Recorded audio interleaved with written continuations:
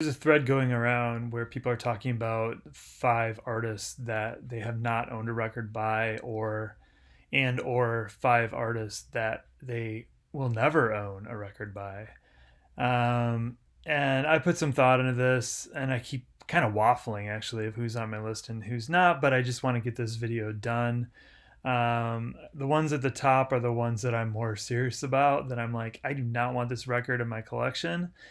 And number one on that list is an artist that started in the mid 90s, early 90s.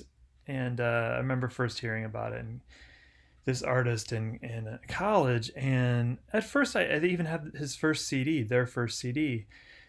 And I thought it was okay, nothing special. But then, just I think the people that were listening to it and what gathered around it, and then every hearing this artist all the time, just totally destroyed it for me.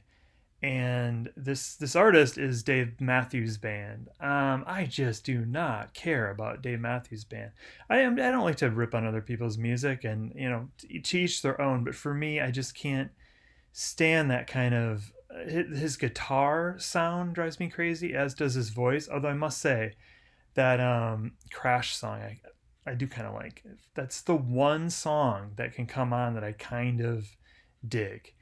Everything else, I have like a crazy ability to recognize Dave Matthews Band songs before they really even start. I've had people in the car before like, "Why'd you change that radio station?" I'm like, "Dave Matthews Band." They're like, "No, no way."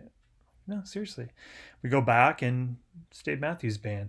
There's just something about his tonality, something about there's just that, I don't know, the horns, or the, I don't know what I have these songs going through my head right now, which I'd like to stop talking about them so I can get them out. But it just drives me crazy.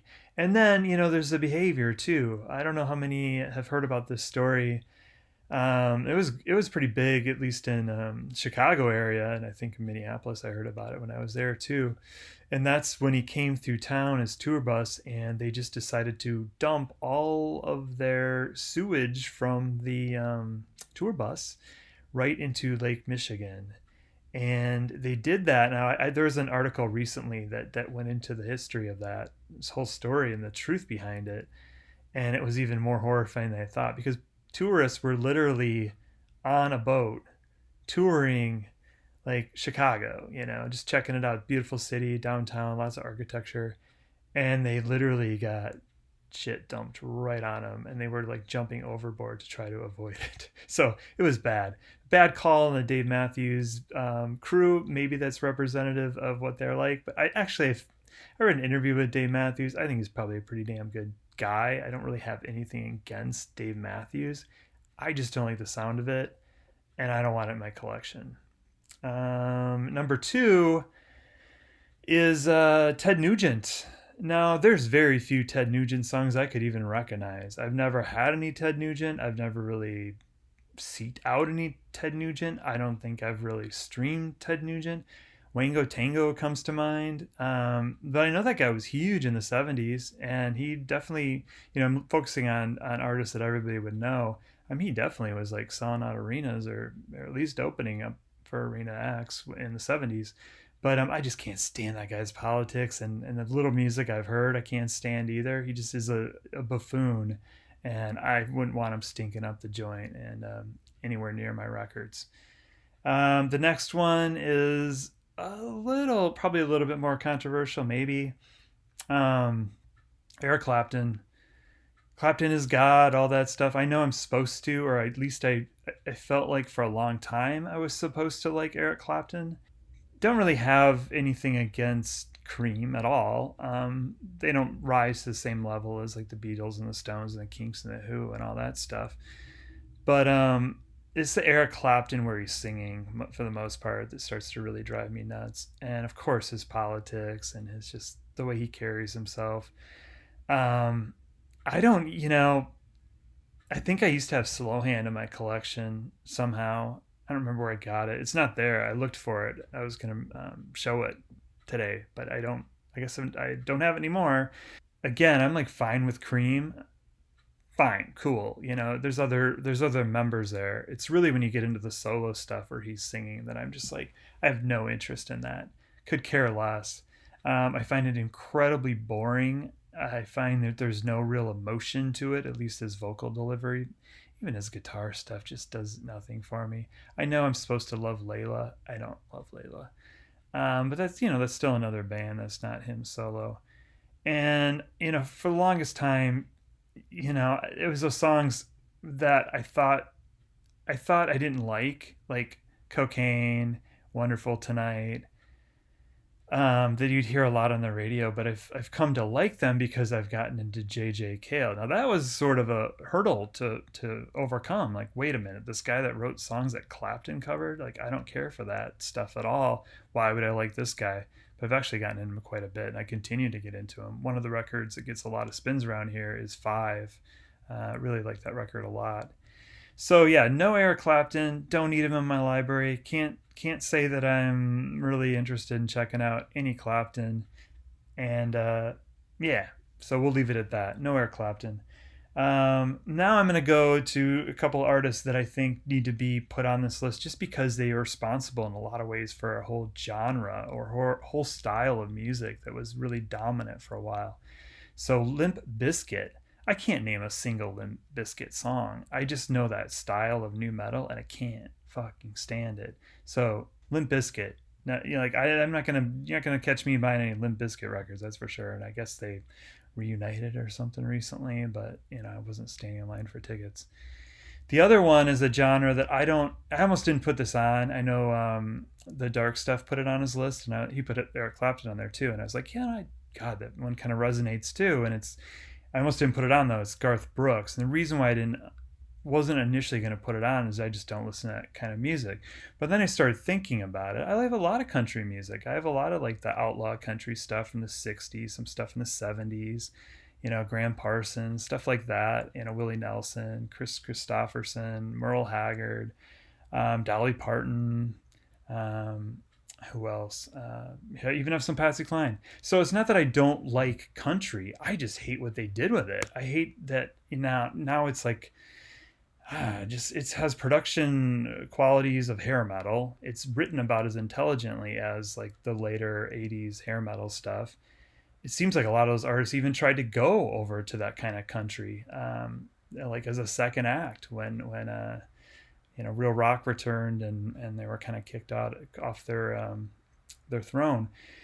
But yeah, it just for being responsible for it, just bad country music that's more about singing about your pickup truck and loyalty to certain brands and certain political outlooks and maybe not brands, but I knew things had changed when all of a sudden bars were cranking up that song, "Friends in Low Places." I was like, "What the hell is this shit?" So I never liked it to begin with, but definitely don't plan on having any kind of Garth Brooks in my collection. He's not allowed. Okay, now I think that's five, but now I feel like there's a couple more that I just kind of want to mention, and for different reasons. King Diamond, I don't want in the collection because he scares the shit out of me. I hear he used to. He still kind of does. And plus, his voice is just unbelievable. But if anybody had, or if I find No Presents for Christmas, I might make an exception. The other one is Ghost. My girlfriend asked me, probably 6 months ago, do you know this Ghost band? And I was like, no. And she texted me and I was like, oh, cool, like a new band to check out. Oh, yeah. She's like, let me listen to their stuff, watch a couple videos, let me know what you think. And I just couldn't believe how ridiculous it was. I mean, I like the story kind of. If you're not familiar with it, definitely watch a couple of their videos. They have these weird backstories of being some sort of pope and different versions of the Pope Emeritus, I think he is, or Papa Emeritus, dies, and then they come out with a new papa, and it's like this really involved storyline. And some Nashville musicians apparently refuse to record with them, and they have like this kind of evil, like they're flirting with the occult kind of mystique to them, or they want to. But then you listen to the music, and it is the most lame, music, it sounds like fluff. Like there's nothing to it. I don't get it at all. I'm also not 17. I'm very far away from 17. But they're a band where I'm just like, what is happening? I really don't get it. They are playing really close to where I live, and they might have already, but I was kind of tempted to go maybe just to see like what is this. No, it's not worth it unless the tickets were free. Even then, the parking lot's too much of a bitch to want to deal with all that. But yeah, so those are my like bands that I just or artists that I just do not care for at all, and just could really do without any whiff of them coming anywhere near my records.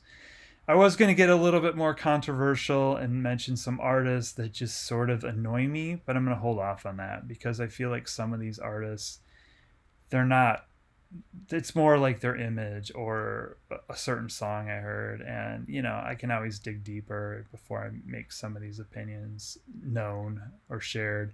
But Dave Matthews, been with me a long time. Do not like that stuff. Ted Nugent, absolutely can't stand the guy. Eric Clapton, can't stand the guy. Limp Bizkit, responsible for a generation's bad taste in music to some extent. I mean, I know other bands came along and not everybody stuck with that new metal stuff, but boy, yeah, that stuff was, everything about it was just bad. And Garth Brooks, again, don't like that manufactured country, but give me Willie or Waylon, I'm totally game.